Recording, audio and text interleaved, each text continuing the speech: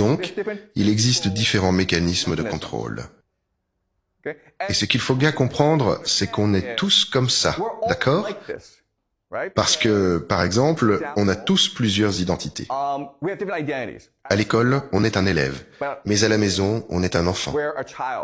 Dehors, avec les autres, on est un ami. Et au travail, on est un employé. Donc on se comporte différemment selon les circonstances. Et chaque circonstance active en nous une certaine émotion, une certaine identité, un certain comportement, certaines actions.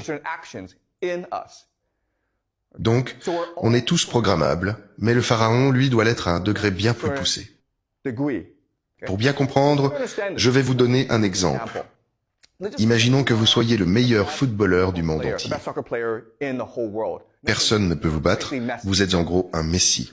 Mais un jour, pour une raison ou une autre, vous vous réveillez et vous perdez toute la mémoire. Vous oubliez votre nom, vous oubliez qui sont vos amis, vous oubliez même que vous jouez au football.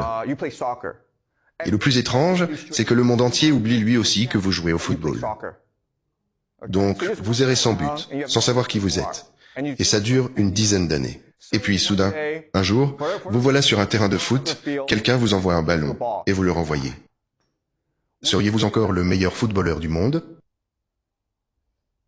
La réponse, c'est oui, vous le seriez. Pourquoi? Parce que vous avez été entraîné. C'est de la mémoire musculaire. C'est votre subconscient. Et c'est là tout le stratagème. Le stratagème, c'est de vous conditionner d'une certaine façon pour faire de vous un robot.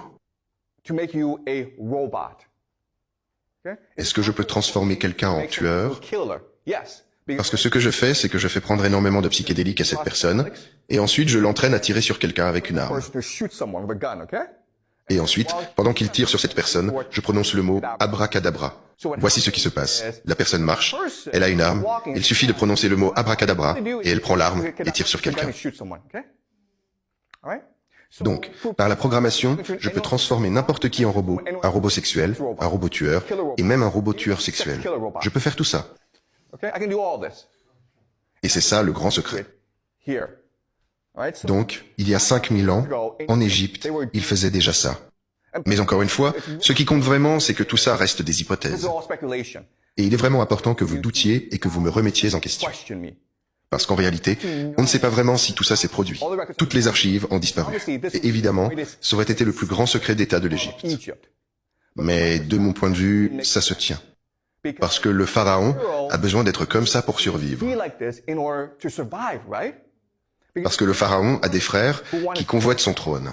S'il est trop gentil, devinez quoi? Mort. Et c'est vrai pour tous ceux qui sont au pouvoir. Si vous êtes quelqu'un de gentil qui s'apitoie sur les pauvres, vous êtes mort. Donc, pour être un grand dirigeant, il faut posséder certains traits bien précis. Et le trait principal, c'est la dissociation. Donc, en réalité, le prêtre protège le pharaon.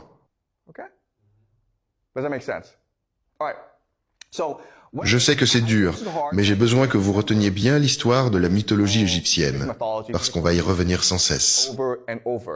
Et ces techniques qu'ils employaient, tombeau, découpage, sexe, noyade, ce sont des techniques qu'on utilise encore aujourd'hui.